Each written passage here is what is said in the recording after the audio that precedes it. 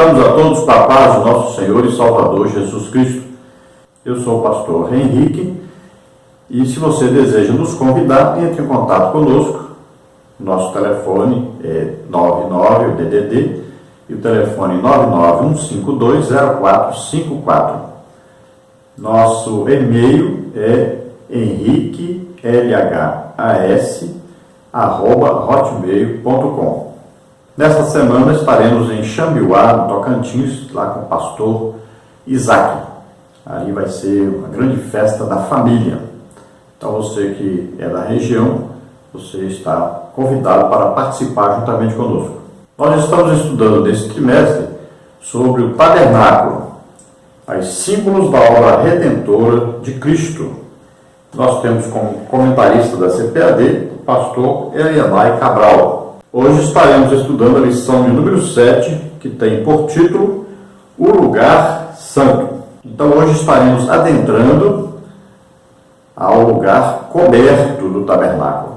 Então o tabernáculo começava lá fora, tinha uma porta, a cerca, nós sabemos, toda em volta, tinha uma porta, e quando os sacerdotes entravam no tabernáculo, a primeira coisa que iam ver seria então o altar de sacrifício, o altar de holocausto. Depois tinha a pia, o lavatório. Então essa parte aí era descoberta. E dentro do tabernáculo tinha a parte coberta. Então, na parte coberta, tinha ali uma porta, um véu, assim como lá na entrada do tabernáculo tinha também essa porta, tinha um véu. E nessa segunda parte, então, a parte coberta, a primeira coisa que se via era do lado direito a mesa da proposição, do lado esquerdo aí tinha um candelabro e na frente de outro véu tinha o altar de incenso. Então ali tinha um véu e depois desse véu aí seria a outra parte do tabernáculo, que é o Santo dos Santos. E lá dentro, depois desse véu, havia ali a Arca da Aliança, com a sua tampa de ouro, chamada propiciatório, tinha 2 querubins. E dentro da arca havia então tábuas da lei, representando o Pai, tinha um vaso contendo maná, representando Jesus, tinha a vara de Arão que floresceu, representando o Espírito Santo. Então, o objetivo do tabernáculo era chegar ao Santo dos Santos e ter conhecimento íntimo de Deus, ter a manifestação de Deus como resposta de um culto feito. Então o culto se iniciava no altar de holocausto, passava-se pela pia e depois chegava então no lugar santo, onde nós vamos estudar hoje. Mas o objetivo final do culto era chegar à presença de Deus. Então o acesso ao pecador era proibido. E Hebreus diz, que por sangue de bodes e ovelhas ninguém foi perdoado de pecados por causa disso. Ninguém alcançou o perdão dos pecados. A antiga aliança não foi suficiente para trazer salvação aos homens. Se fosse, não seria necessária a segunda, a nova aliança. Se sacrifício de bodes e ovelhas fosse suficiente para perdoar pecados, não haveria necessidade de Jesus morrer na cruz por nós. Então veja só que o pecador ia lá, apresentava o seu sacrifício na porta do tabernáculo, ali o sacerdote pegaria então o sangue daquele sacrifício, daquele animal que morria em lugar do pecador. Então o sangue seria levado, colocado nas portas do altar do holocausto. Se o sacrifício exigisse que fosse levado o animal, então se levava o animal. Se o sacrifício exigisse que levasse uma parte do animal, levava-se uma parte do animal. Então ali, tinha a parte do sacerdote, tinha a parte do ofertante, o pecador, tinha a parte que seria queimada. E em vários sacrifícios, cada sacrifício era de um jeito. Agora havia o sacrifício de purificação do tabernáculo, existia outro sacrifício que era a expiação.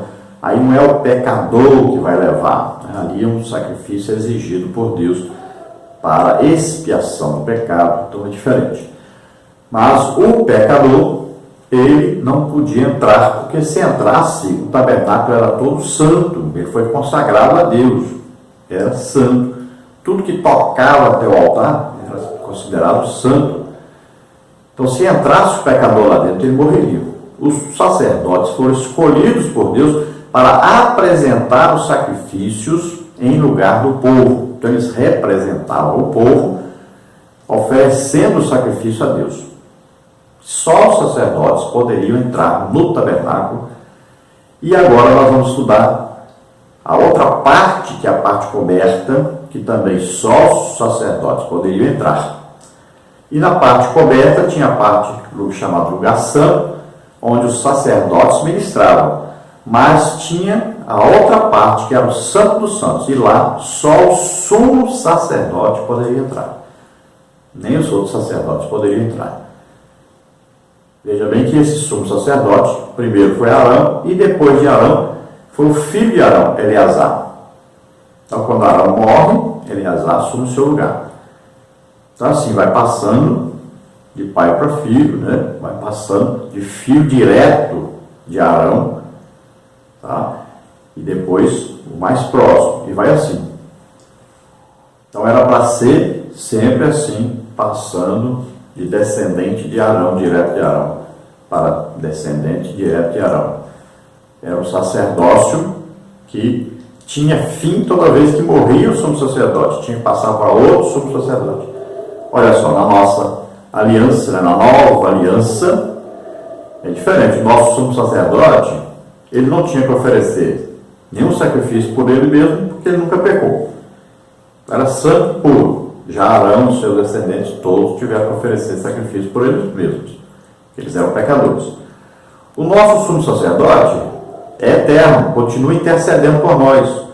Está à direita do Pai, onde intercede por nós. Já o sacerdócio de Arão, o sacerdote morria e pronto, tinha que passar para outro. O nosso sumo sacerdote não, ele morreu e ressuscitou. É vida eterna, ele é Deus mesmo, nunca morre, né?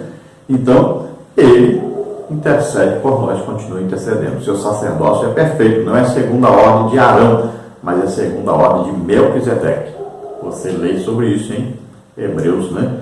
Falando exatamente, explicando sobre isso. A nossa lição de hoje, ela é complicada para o professor, porque são muitos assuntos dentro de uma lição só. Faça um resumo e leve só o resumo, porque o tempo realmente não dá para falar de tanta coisa que tem só uma lição. É importante compararmos aí o tabernáculo com o ser humano. Olha bem, nós somos o quê? Uma tricotomia. Corpo, alma e espírito. Assim o tabernáculo também, ele é dividido em três partes, né? O átrio, ou pátio, onde tinha ali o altar de holocausto e a pia. Depois tem o lugar santo.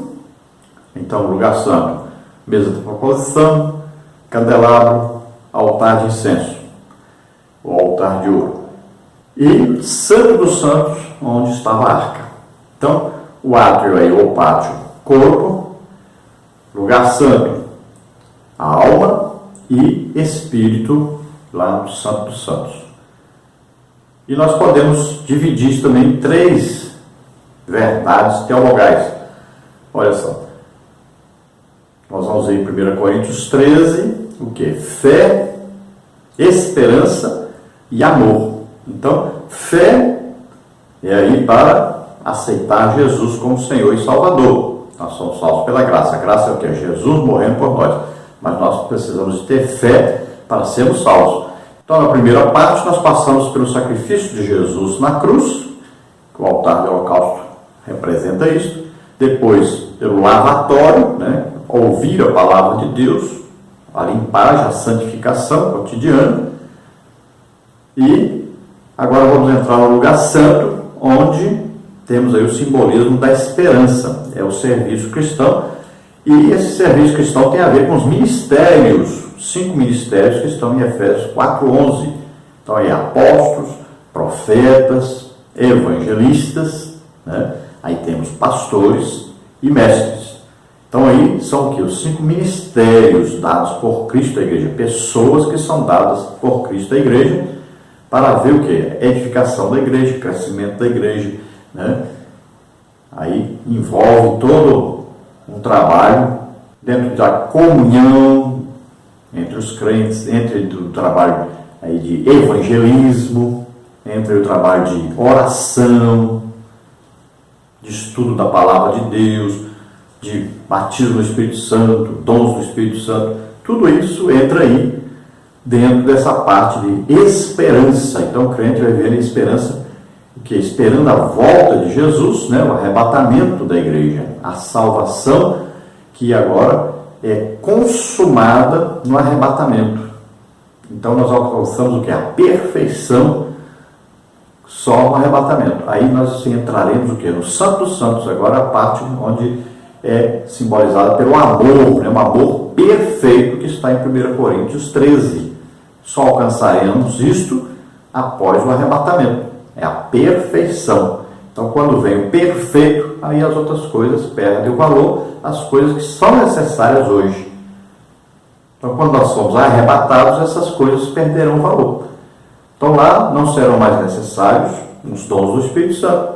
Depois do arrebatamento, não tem mais ninguém doente, não tem ninguém precisando mais ouvir uma profecia, né? Não tem mais alguém precisando de falar em línguas, orar em línguas para ser edificado. Ninguém mais precisa falar em línguas e outro interpretar, não precisa mais de milagres, nada dessas coisas não precisa mais. Precisa agora está precisando e é muito. Mas quando vier o que é perfeito, né, aí nós entraremos no céu, estaremos para sempre com o Senhor. Lá não tem mais doença, não tem mais necessidades, não tem mais depressão, não tem mais angústia, não tem mais ansiedade, não tem mais pecado, veio a perfeição. Então aí representa o que? O Santo dos Santos, é a comunhão com Deus. Aí a comunhão eterna com Deus. E também nós podemos ver aí a simbologia das festas judaicas, aí no tabernáculo. Então a primeira festa nós vamos falar aqui da Páscoa, né? Jesus morrendo na cruz, representando que ele é o Cordeiro de Deus que tira o pecado do mundo, representa a Páscoa. A nossa entrada no lugar santo, então nós vamos ver que aí o que tem a participação grande do Espírito Santo em nossa vida. Então vem a festa do Pentecostes. A partir do Pentecostes, a igreja cheia do Espírito Santo, evangelizando, né? Sendo instrumento de Deus para grandes milagres, maravilhas, muitas almas se convertendo e os dons do Espírito Santo em evidência.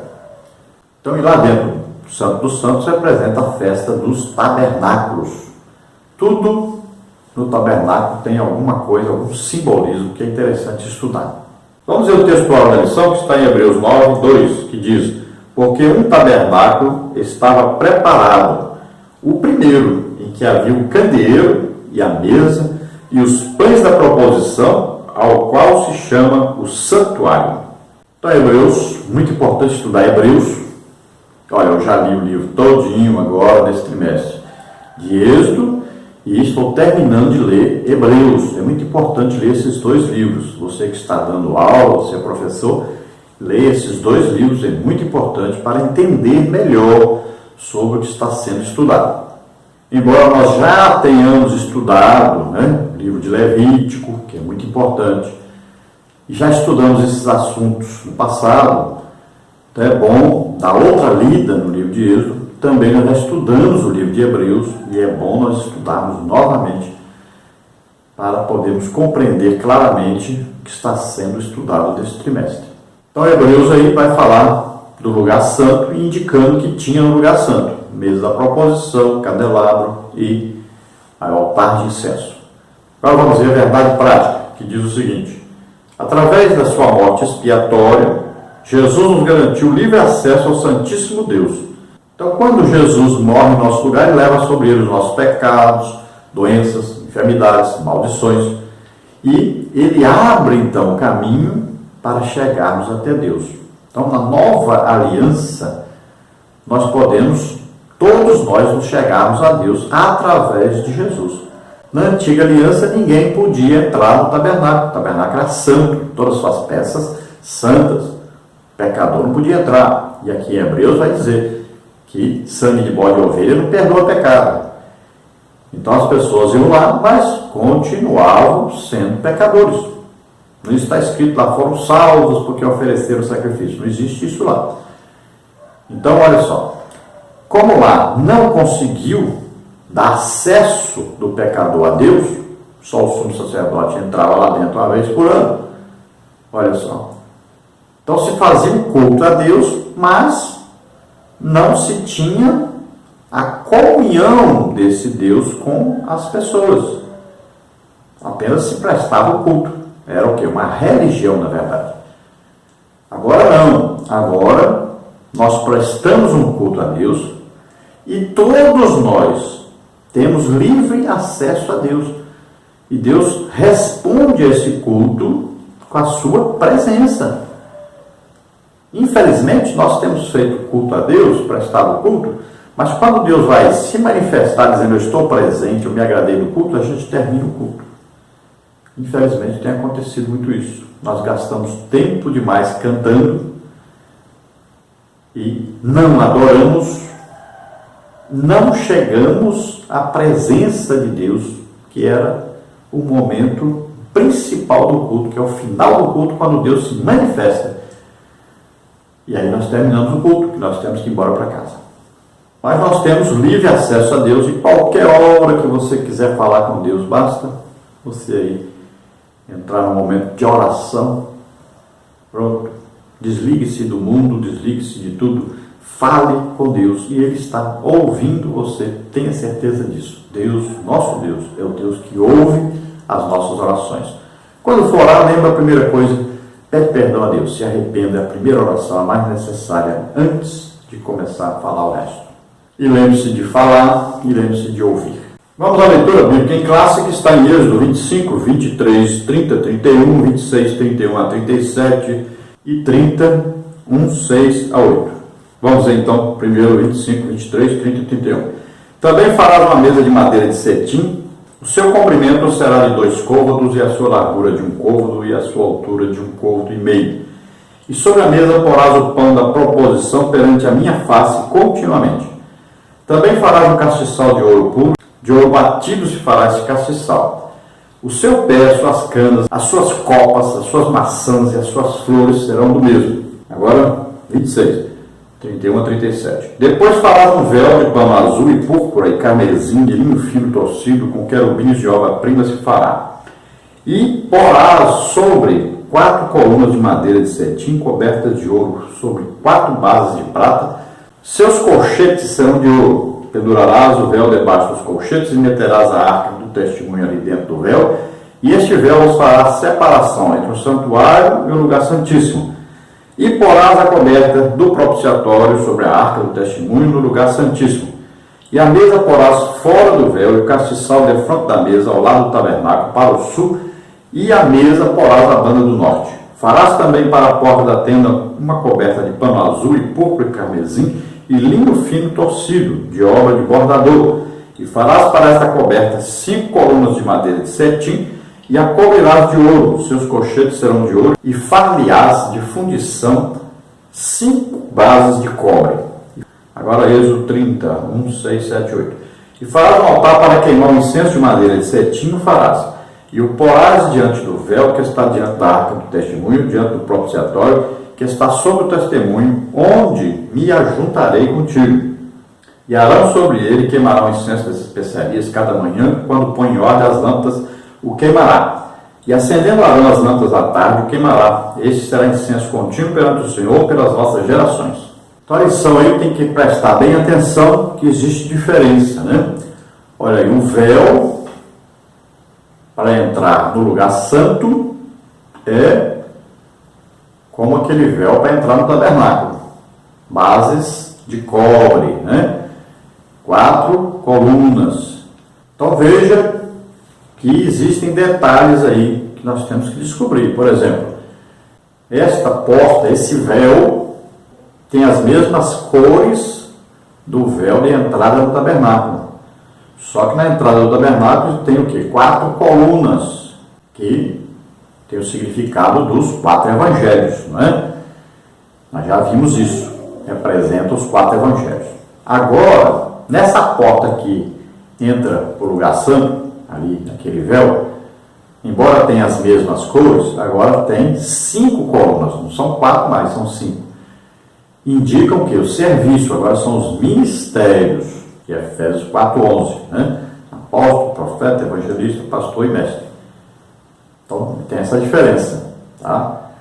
E nós vamos ver aí mais detalhes estudando a lição. O tempo é curto, nós temos que correr bastante com a lição.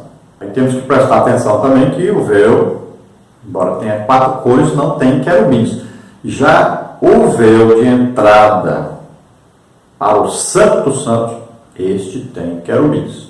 Então, nessa lição nós teremos os seguintes tópicos e seguintes subtópicos.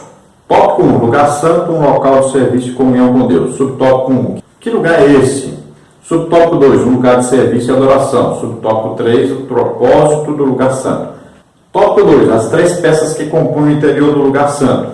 Subtópico 1, os mobiliários do lugar. Tópico 2, o castiçal de ouro. Tópico 3, a mesa com os pães da proposição. Subtópico 4, o altar de incenso. No tópico 3, o véu que demarca o lugar santo e o lugar santíssimo. Subtópico 1, o primeiro véu. Subtópico 2, o segundo véu. Então, esses os tópicos e subtópicos. Vamos então para a introdução da lição, que diz o seguinte: local do serviço de comunhão com Deus, as peças do tabernáculo denotavam a sacralidade do lugar. Os 2 véus ressalvam a santidade que o local requeria. O lugar santo tem muito a nos dizer, por isso estudaremos a sua simbologia, pois esta tem muito a ensinar-nos nestes dias difíceis e trabalhosos. Há a consolação deste estudo. Então, estudando o lugar santo, nós vamos ver aí é um local que representa aí serviço, comunhão com Deus. Vamos ver aí que é um lugar santo que requeria uma santificação, requeria sacrifícios para se poder entrar ali. Então, era um lugar que exigia que aqueles que entrassem estivessem em santidade. Não podia entrar de jeito nenhum sem primeiro lavar as mãos e os pés. E ali dentro só entrava Arão e os seus filhos, os sacerdotes. E no dia da expiação, nem mesmo os filhos de Arão podiam entrar, só Arão que entrava para ministrar a expiação. Vamos então, tópico 1, lugar santo, um local de serviço e comunhão com Deus. Subtópico 1, que lugar é esse? Subtópico 2, um lugar de serviço e adoração. Subtópico 3, o propósito do lugar santo. Subtópico 1, que lugar é esse? O texto de Êxodo 26:33 mostra a distinção dos 2 compartimentos do tabernáculo. O primeiro é chamado de santuário, ou lugar santo, e o segundo, santo dos santos, ou lugar santíssimo. O primeiro aparece como local de serviço, no qual somente os sacerdotes podiam entrar para oficiar diante de Deus. Hebreus 9:6. Os israelitas limitavam-se a trazer suas ofertas do altar dos holocaustos. O povo tinha acesso ao pátio, mas não ao lugar santo. Então, aqui mais uma vez, né, o comentarista diz que o pecador tinha acesso a entrar no tabernáculo. Eu não vejo assim. Hebreus está dizendo bem claro que o pecador ele não era perdoado. Então, se oferecia sacrifício a Deus, mas ele não era perdoado, então ele não podia entrar. O santuário ali, o tabernáculo todo era santo. Nenhum pecador podia entrar, senão morria. E quem assistiu aí, né, até aquele filme 10 Mandamentos, lá da Record, você viu que ninguém entrava lá dentro. É proibido qualquer pessoa entrar. Então é importante saber aí que agora nós vamos estudar o lugar santo, né? Este, todo mundo tem certeza, né? Ninguém podia entrar lá a não ser os sacerdotes. E lá então tinha ali o primeiro véu e tinha o segundo véu, que depois do segundo véu já era o Santo dos Santos. Então nós vamos falar dessa primeira parte aí, entrando na parte coberta, onde havia então o propiciatório, candelabro e o altar de incenso. Então pode ser chamado aí de santuário ou lugar santo. É também chamado de lugar de serviço. Então ali os sacerdotes tinham que entrar e sempre ali tinha um trabalho a fazer. O altar de incenso deveria todo dia ser ali, né, colocado incenso. As lâmpadas do castiçal tinham que ser mantidas acesas. Agora os pães da proposição só aos sábados que eram trocados. Subtópico 2, lugar de serviço e adoração. No tabernáculo havia uma porta e 2 véus. Esses três elementos impediam a entrada de pecadores na presença de Deus. O caminho para Deus começava com o derramamento do sangue inocente dos animais a fim de restaurar a vida do pecador, que era um lugar de serviço, porque ali eram ministrados sacrifícios ao Senhor. Mas também era um local de adoração e profunda reverência. Nos dias atuais, devemos ter o mesmo espírito quando exercemos o ministério da igreja local ou apresentamos o nosso culto ao Pai Celestial. Quando nos reunimos, ministramos uns aos outros, mas, sobretudo, todos estão reunidos para adorar o Criador. Então, este lugar, lugar santo, era um lugar de serviço e adoração a Deus. Então, eles estavam ali e tinham sacrifícios para ser apresentados, que eram primeiro apresentados no altar de holocausto, mas tinham também os sacrifícios que pegavam o sangue que era derramado lá fora, também se levava lá dentro no lugar santo. Então também tinha isso, tinha que passar sangue nas pontas do altar de incenso. Então tinha um sacrifício que exigia o sangue lá dentro. Também tinha que se levar o quê? O azeite puro para o candelabro. Isso é uma prestação de culto, né? Esse azeite puro tem o simbolismo sempre do Espírito Santo. Tinha também que trocar os pães da proposição todo dia de sábado. Então era um serviço a ser feito ali dentro, sempre buscando a adoração a Deus, sempre buscando que Deus se agradasse, buscando que a manifestação, a presença de Deus. Então veja que no culto, né, quando nós nos ajoelhamos antes de começar o culto e oramos, olha, nós já estamos iniciando o culto, a reverência, né, temor de Deus, desejo de que Deus fale conosco, nos abençoe. Tudo é prestação de culto. E você vai adorando a Deus, né? Então o sentido do culto não é pedir a Deus as coisas, mas adorar a Deus pelo que Ele é. Então Ele é o quê? Primeira coisa, devemos lembrar que Deus é onisciente, Ele sabe tudo. Isso é importante saber. Depois, saber que Deus é onipresente, está presente em toda parte ao mesmo tempo. E outra coisa é saber que Deus é onipotente, Ele pode qualquer coisa, não existe nada impossível para Deus. Então isso aí é adorar a Deus, saber que Ele é. Tem muita gente que esquece quem Deus é, e é importante saber isso. Aí durante o culto nós temos que nos lembrar que Deus é amor, é misericórdia, é bondoso, misericordioso. Então tudo isso envolve esse culto de adoração a Deus. E o culto, Paulo explicando sobre o culto, né, ele diz que no culto tem salmo, tem profecia, tem línguas, tem interpretação. Olha aí, todo culto tem manifestações do Espírito Santo, né, tem a pregação da palavra, tem os cânticos, olha aí, são várias coisas do culto, tem os testemunhos. Então devemos aprender com a palavra de Deus o que é um culto. Nós hoje temos resumido o culto a praticamente música e um pouquinho de pregação. Subtópico 3, o propósito do lugar santo. Tinha-se como principal função ser o local onde os sacerdotes ministravam sacrifícios pelas diversas espécies de pecados cometidos pelo povo israelita. A cada violação individual, familiar ou nacional, o sacerdote entrava no lugar santo e apresentava a Deus um sacrifício. Ali estava explícita a santidade de Deus, pois este lugar era o local adequado para restaurar a vida do pecador diante de Deus. Entretanto, a representação dos sacrifícios não era perfeita nem suficiente, como registra a Epístola aos Hebreus 9, de 11 a 14. Hoje sabemos que foi Cristo quem apresentou um sacrifício perfeito e suficiente no lugar santo, por meio do seu próprio sangue, garantindo-nos em seu nome a remissão de todos os nossos pecados. Por isso, quem está em Cristo tem o privilégio de entrar na presença de Deus. Efésios 2, 18, 19, Hebreus 10, 19 a 22.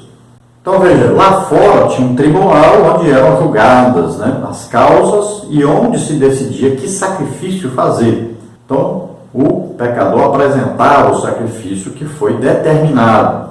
O sumo sacerdote entrava no lugar do pecador para oferecer esse sacrifício e apresentar a Deus.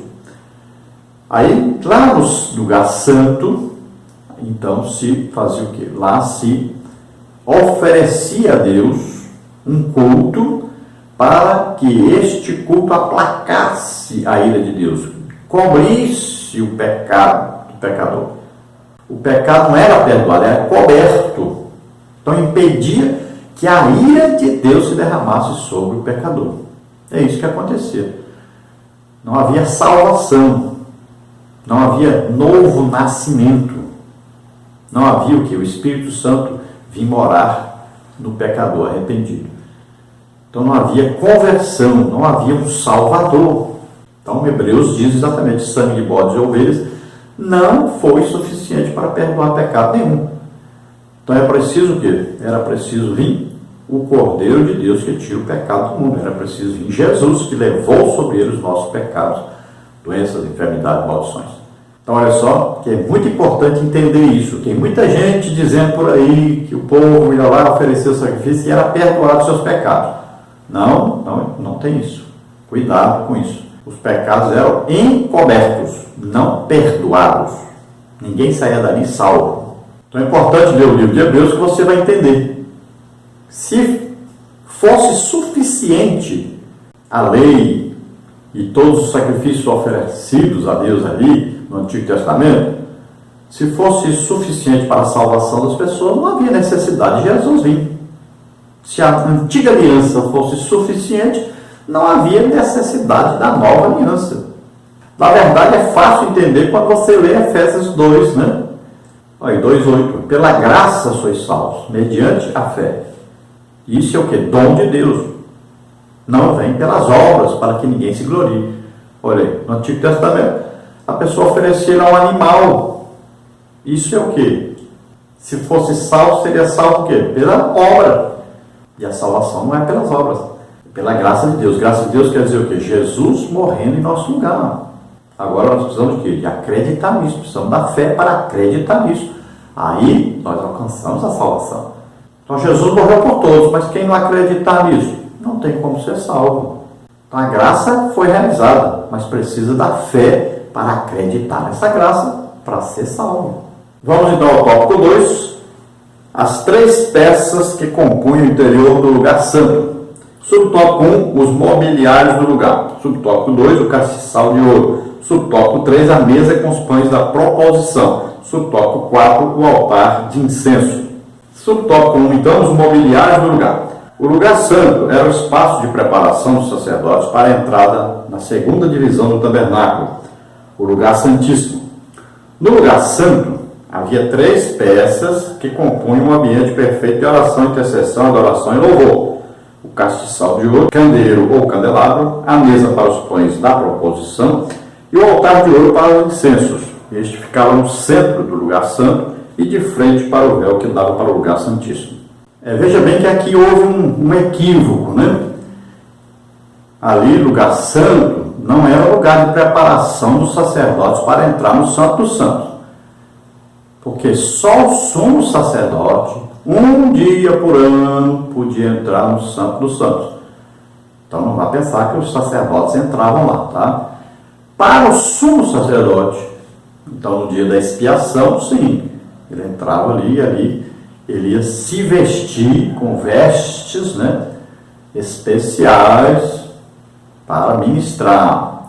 E ele ali tinha que pegar o sangue do animal, tinha que santificar todo o tabernáculo ali, santificar ele próprio, tudo isso para ele poder entrar lá dentro. Tudo bem, o sumo sacerdote, mas não os sacerdotes. Eles não entravam lá dentro, só o sumo sacerdote. Então ali é um lugar de oração, adoração, louvor, intercessão, entendimento da palavra de Deus, né? Meditação na palavra de Deus. Tudo isso ali dentro. Porque a pessoa está ali bem próximo de Deus, significava isso. Porque logo depois do véu havia o Santo dos Santos, o lugar onde Deus se manifestava. Então, ali o sacerdote começava a se preocupar se ele sairia dali vivo. Veja só, coisa terrível. Então, ali dentro, ele tinha que se comportar de maneira santa, irrepreensível e com temor a Deus e com a vida no altar, santificado, porque senão ele morria. Veja bem que foi ali onde Nadab e Abiú filhos de Arão entraram com fogo estranho, não pegaram fogo no altar de sacrifício lá fora, no altar de holocausto, não consideraram a santidade do lugar, levaram fogo para colocar no altar de incenso. E aí, Nadab e Abiú, então, foram mortos por causa da irreverência com as coisas de Deus, a falta de santificação. Vamos ver que aí também o sacerdote Zacarias, pai de João Batista, recebeu a revelação do anjo, que ele teria um filho. E veja bem que aí ele ficou mudo. Veja só, a seriedade desse lugar, a santificação que tinha que ter ali ao ministrar naquele local. É coisa terrível. Então, todos que entravam ali estavam correndo sério risco de morrerem. A igreja hoje precisa muito prestar atenção nisso. Nossos púlpitos viraram uma coisa sem nenhum temor de Deus, nenhum tipo de santificação é exigida. As pessoas sobem vestidos de qualquer maneira. As pessoas brincam, conversam, fazem piadas no púlpito. Pessoas usam o púlpito como se fosse palco, teatro. Eu acho que deveria haver um maior ensino e maior exigência por parte da liderança sobre aqueles que estão ministrando. Olha aí, nossos músicos, nossos musicistas. Você olha para essas pessoas que estão no altar e não tem nada a ver com crente essas pessoas, a maneira que eles estão se comportando, suas roupas, seu jeito, sua fala, seu comportamento. Veja bem, altar, lugar de santificação, lugar, presença de Deus ser manifestada. Nós temos que dar um jeito, gente. Nós temos que dar um jeito. Está ficando difícil. E Deus não vai tolerar muito tempo mais isso. Subtópico 2, o castiçal de ouro. O castiçal era feito de uma só peça de ouro, sustentado por uma coluna central, de onde saíam 3 braços de cada lado, formando assim 7 lâmpadas. Essas lâmpadas eram interiormente alimentadas por dutos, nos quais havia uma mecha embebida no azeite, fornecendo dessa forma um combustível, que uma vez aceso fazia o castiçal iluminar todo o ambiente. Ou seja, as 7 lâmpadas produziam uma só luz.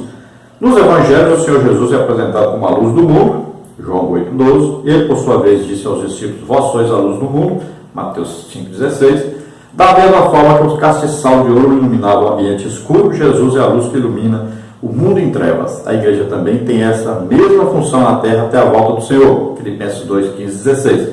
Ela possui o verdadeiro azeite como a marca da unção do Espírito Santo, João 14,26. Assim somos chamados por Cristo a iluminar o mundo, pregando o Evangelho como poder, autoridade e ousadia, Atos 1,8. Então ali o castiçal, ou o candeeiro, ou candelabro, ou menorá, tudo mesma peça. Uma peça só, feita de ouro, com 7 braços. Cuidado com isso, tem muito castiçal por aí com 6 braços. O castiçal são 7 braços. Tá? Tem um vão central, que é o candelabro mesmo. Depois tem os braços desse candelabro aí, de 2 em 2. Eu coloquei a figura aí para você ver o nome de cada braço indicado em Isaías, capítulo 11, para você entender claramente isso aí. Vamos ver em Apocalipse também falando sobre os castiçais aí, representando a igreja. Cada castiçal representa então uma igreja, Então, muito importante estudar mais detalhes. A lição não dá tempo de nós falarmos muita coisa. Importante entendermos então de ouro, hoje seria por volta de 5 milhões de reais, só para fazer um castiçal desse aí. Então os braços aí você vê a figura, olha aí, o vão central a gente chama então de Espírito do Senhor, como está na Isaías 11. Aí os 2 braços de cima, Espírito de sabedoria, Espírito de inteligência. Os outros 2, Espírito de conselho, Espírito de fortaleza. Os outros 2, Espírito de conhecimento, Espírito de temor do Senhor. Então lá em Isaías 11, representa o quê? As 7 unções do Espírito Santo sobre Jesus. Jesus era perfeito homem. Então toda a plenitude do Espírito Santo estava sobre Jesus. Então essa plenitude é isso aí, esses 7 braços do castiçal Então toda essa plenitude estava sobre Jesus, a unção perfeita do Espírito Santo sobre ele. Ele é Deus. Nós nunca podemos ser isso, né? Nós vamos imitar Jesus. Jesus era a luz do mundo e também Jesus disse que nós devemos ser a luz do mundo. Nós somos seguidores de Jesus, devemos nos parecer com Jesus. Então, olha só, tudo tem o seu significado, né? E sempre lembrando, olha, a luz representa Jesus, a luz do mundo. Agora, o azeite que era colocado para a luz ficar acesa representa o Espírito Santo. Nós temos a unção do Espírito Santo, então temos que brilhar, temos que produzir o quê? Jesus, temos que nos parecer com Jesus, as pessoas têm que olhar para nós e ser remetidas a Jesus, levadas a aceitar Jesus através de nós, porque o Espírito Santo está em nós. Então o combustível aí, né, o azeite para fazer as lâmpadas ficarem acesas, nós temos para mostrar a luz. Então temos que mostrar a luz, que é Jesus. Subtópico 3, a mesa com os pães da proposição. Êxodo 25:30. A mesa era feita com madeira de acácia recoberta de ouro. Nela eram colocados os 12 pães da proposição. Levítico 24:5-9 e Êxodo 35:13. Os pães eram feitos sem fermento. Levítico 24:5.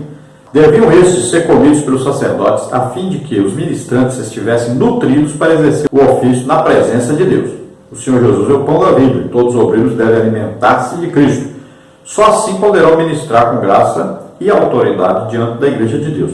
Nesse sentido, todo crente é um sacerdote. Logo devemos nutrir-nos do pão da vida. João 6:35 e 58. Somos o sacerdócio real feito por Deus. 1 de Pedro 2:9.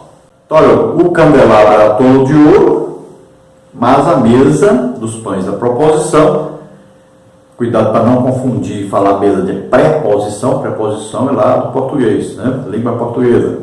Aqui é proposição, estava propondo, né? Ali Deus estava propondo um sacrifício, uma adoração a Deus, a salvação. Então, proposição. Então, ali tinham 12 pães. Fazia uma coluna de 6 pães de um lado, 6 pães do outro lado. Colocava incenso em cima desses pães, tá? Não esqueça disso. Então, ali representa a alimentação, a nutrição. Cada pão desse pesava por volta de 2 quilos. Os sacerdotes tinham que comer esses pães. Todo sábado era colocado. No outro sábado tinha que ser trocado. E eles tinham que comer esses pães ali dentro. Olha só. Ah, você fala, mas 2 quilos, eita, mas era muito pão. Pois é, mas tinham que ficar bem nutridos mesmo. Olha, a palavra de Deus representa isso aí, a palavra de Deus.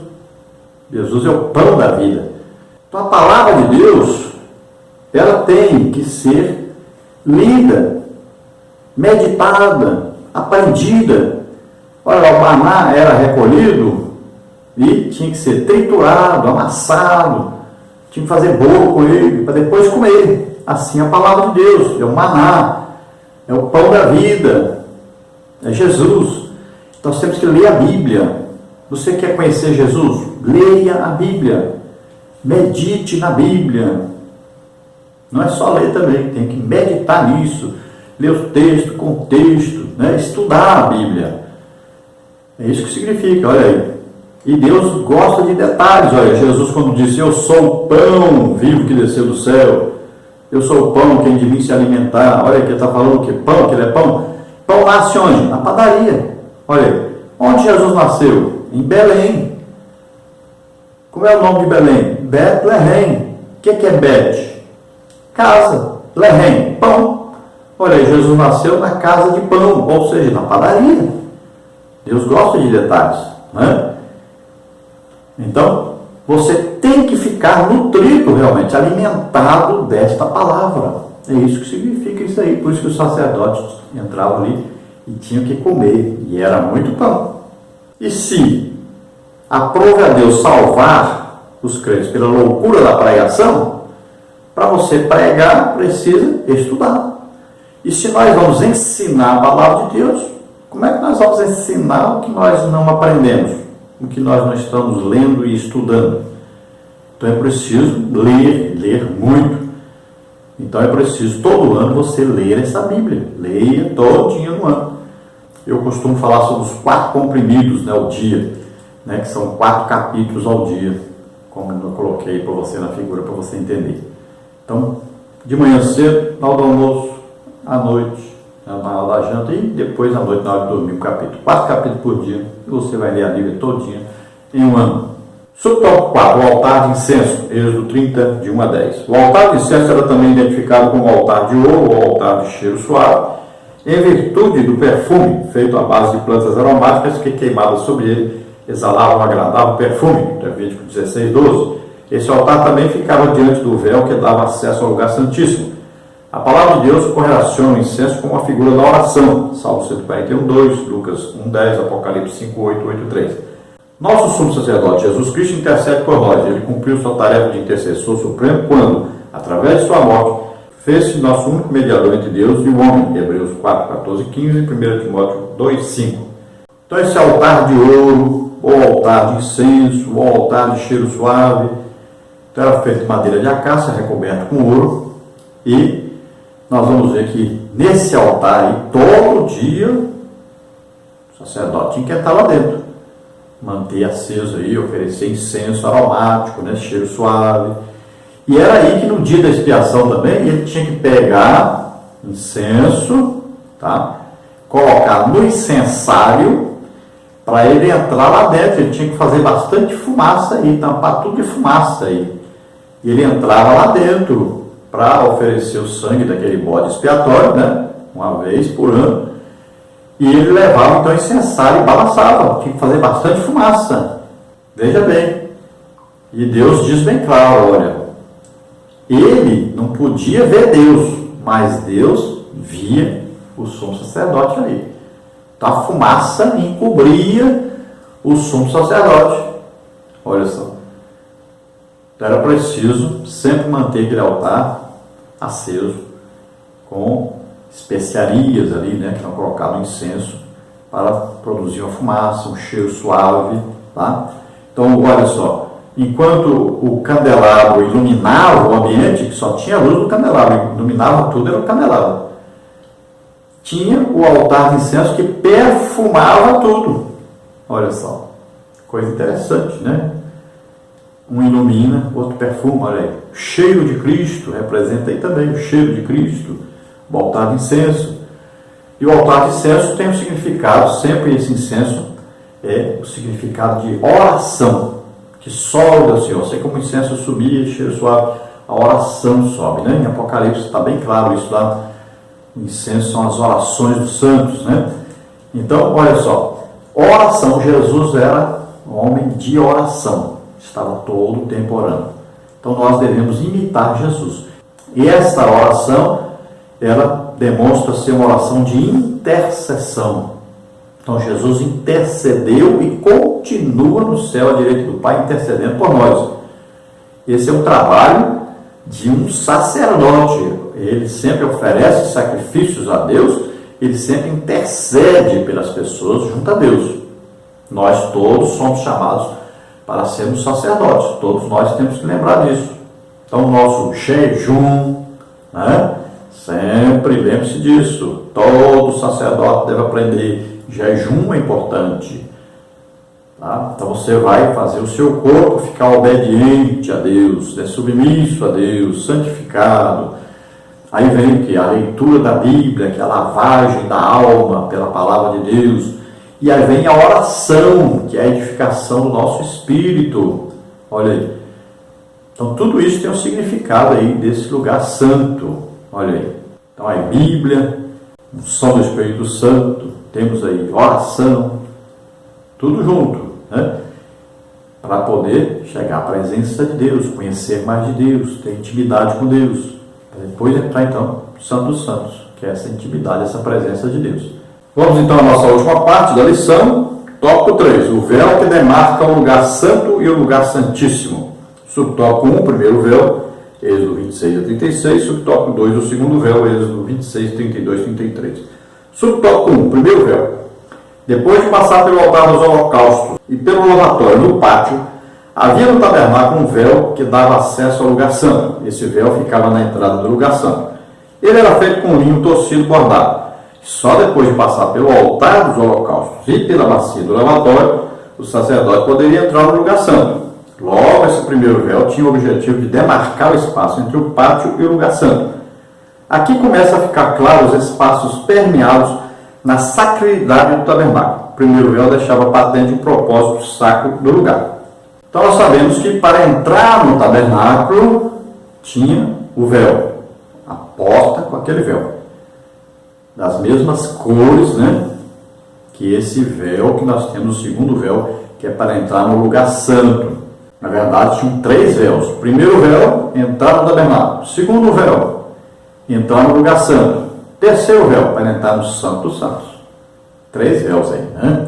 Indicando um caminho a ser percorrido, um caminho de santificação. Ninguém podia entrar de qualquer maneira. Nenhum pecador podia entrar. Tudo ali dentro era santo. Todo o tabernáculo. Então, o primeiro véu indicava essa sacralidade, essa santidade, que era de Deus aquilo ali, né? Tudo santo. Então, depois que tinha ali o altar de holocausto, tinha o lavatório. Olha só, para ministrar no altar, lá fora do holocausto, o sacerdote precisava lavar a mão e os pés, porque era santo.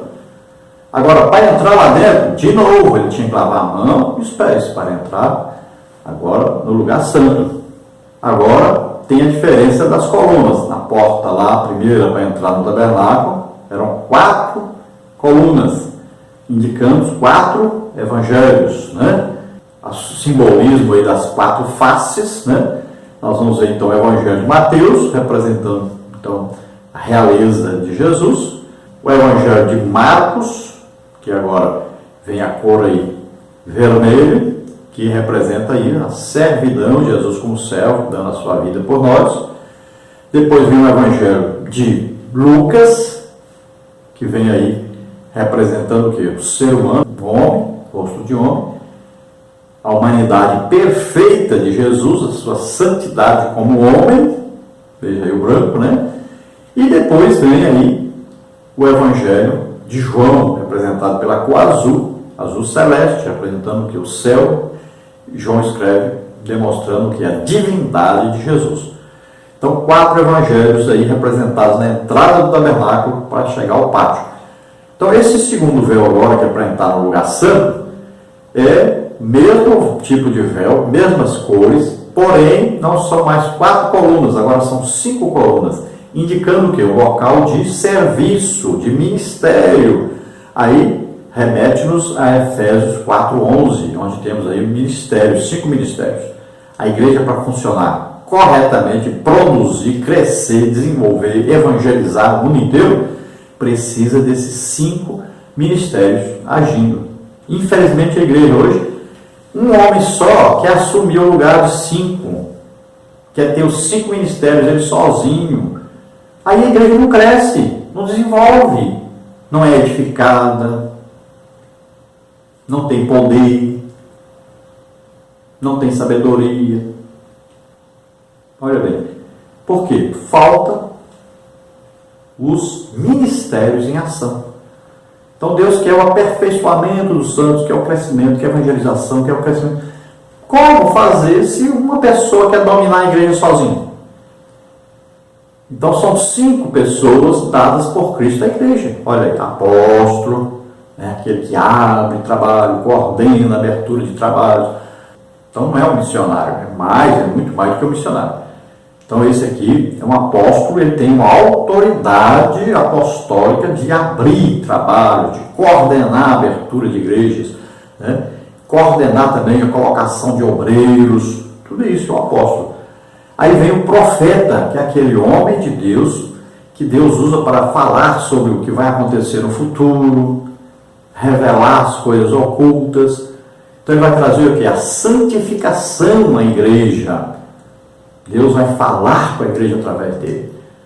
Aí vem o que? O evangelista. O evangelista é aquele pregador do evangelho, divulgador da palavra de Deus, né? Prega para grandes multidões, ganha muitas almas. Então esse evangelista. Deus usa muito ele em milagres também para atrair as pessoas, muitas curas. Aí depois vem o quê? O pastor faz o quê? Ele coordena uma igreja local.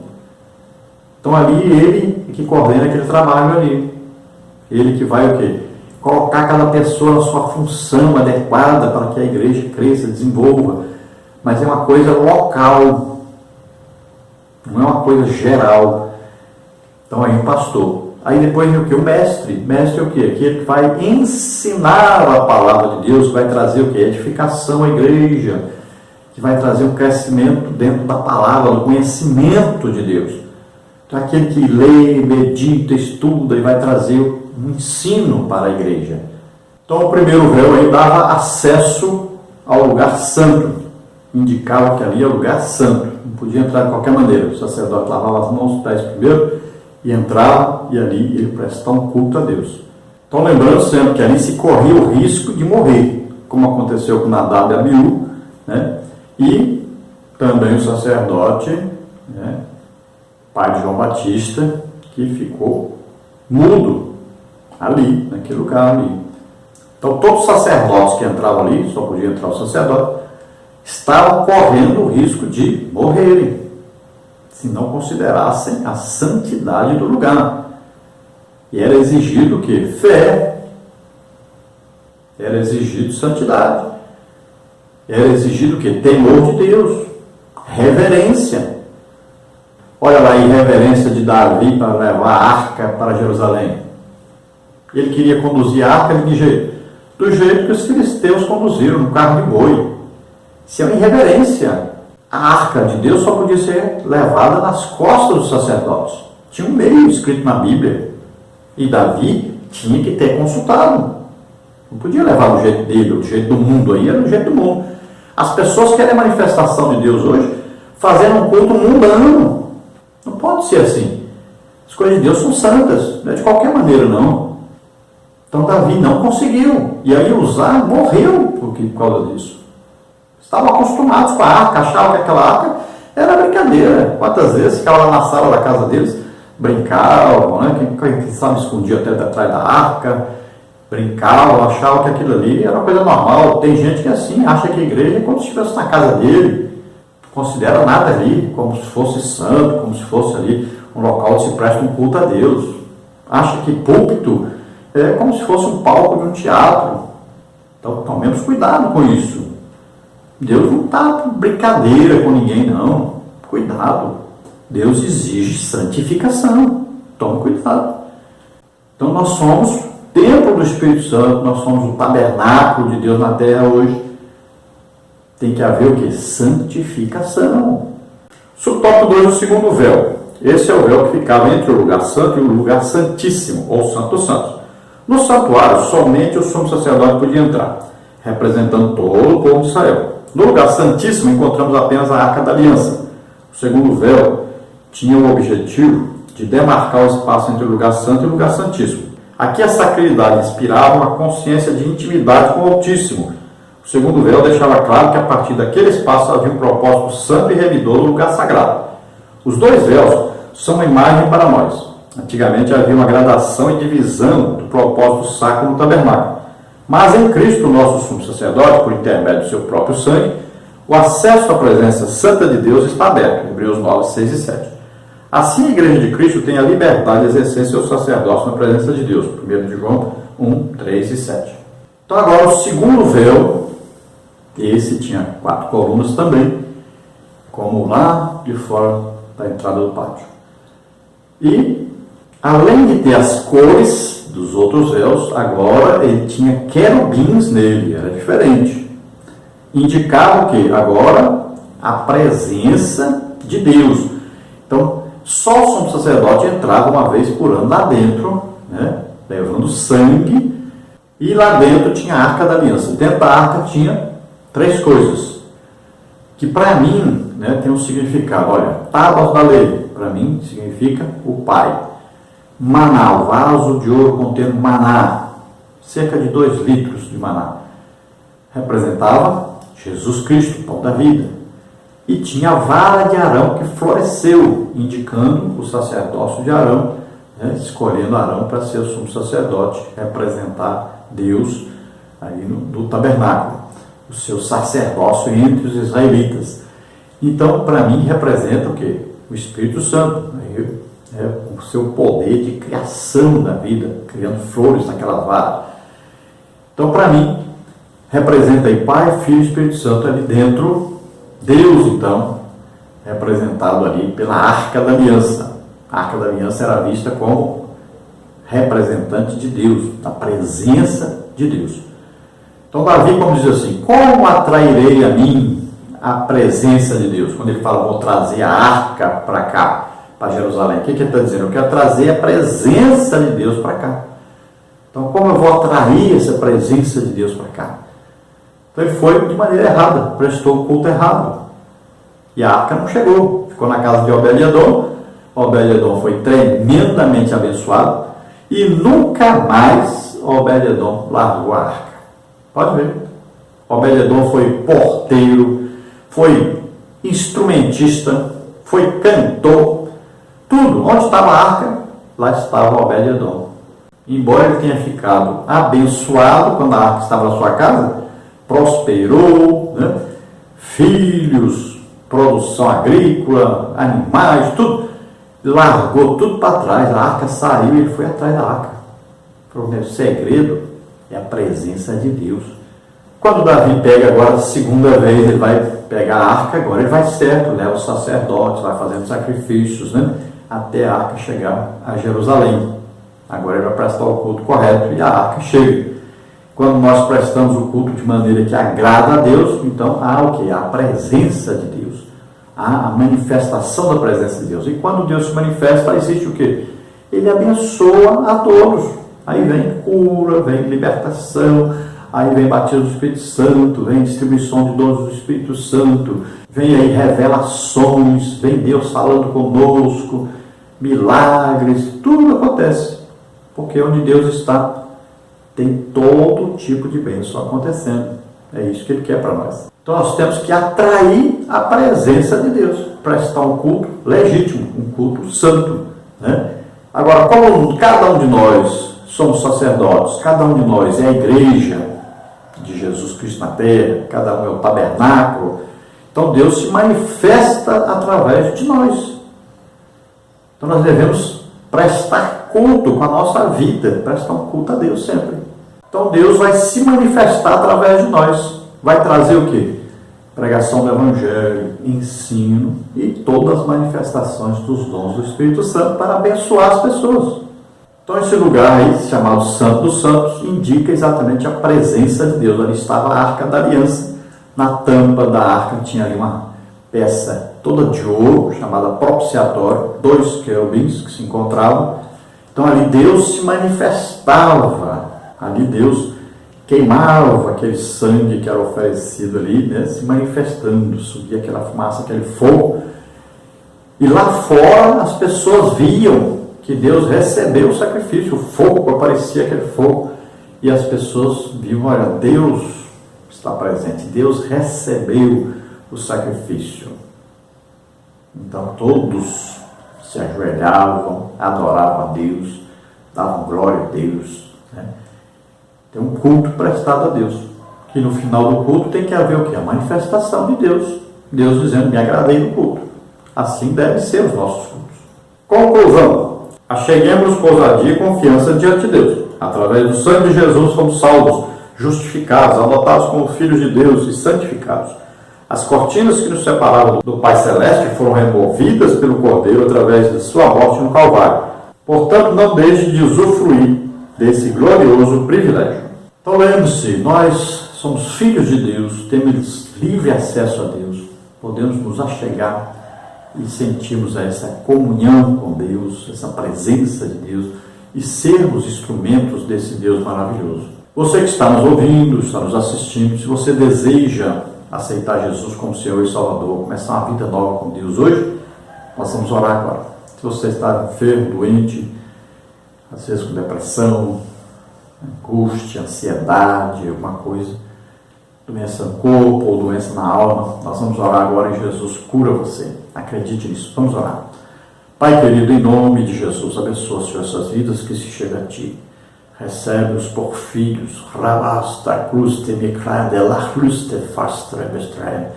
Existe um lar celestial esperando por você.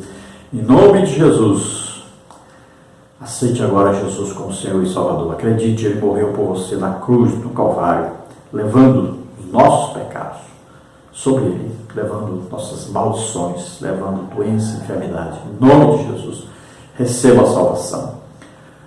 Receba agora você que está doente, está enfermo, receba a cura agora em nome de Jesus. Em nome de Jesus, solta todo mal sobre eles. Em nome de Jesus, receba libertação, receba cura. Em nome de Jesus, toda doença, toda enfermidade, solta agora essas vidas, em nome de Jesus. Amém? Glória a Deus, aleluia. Se você deseja nos ajudar, nós estamos passando uma fase difícil financeira, então você deseja nos ajudar, entre em contato conosco, envie aí uma ordem de pagamento, transferência bancária, está aí o nosso endereço, está aí abaixo os bancos, 3 bancos aí, né? Caixa Econômica, tem aí o Banco Brasil, tem o Bradesco, então você envia para nós, nem que seja R$10 para nos ajudar, envie e nós estaremos aí agradecendo a você. Nós queremos mudar para São Paulo agora, pretendemos morar em Americana. Nós temos uma filha lá, que é farmacêutica, e nós queremos mudar para lá, para ficar mais perto, né, de São Paulo, em todo lugar de São Paulo, para qualquer lugar, a passagem aérea fica mais barata. Então nós queremos estar lá e queremos ministrar das igrejas também em São Paulo. Então, a partir do mês que vem nós já queremos mudar. Nós já estamos vendendo, nós já vendemos alguns móveis na casa, queremos alugar nossa casa aqui, Imperatriz Maranhão, e vamos mudar para Americana, São Paulo. Então, a partir do mês que vem, se você quer nos convidar, já pode nos convidar sabendo que vai ficar mais barato para nós estarmos aí com você. Então, nós estaremos morando em São Paulo. Deus abençoe a todos, a paz do Senhor.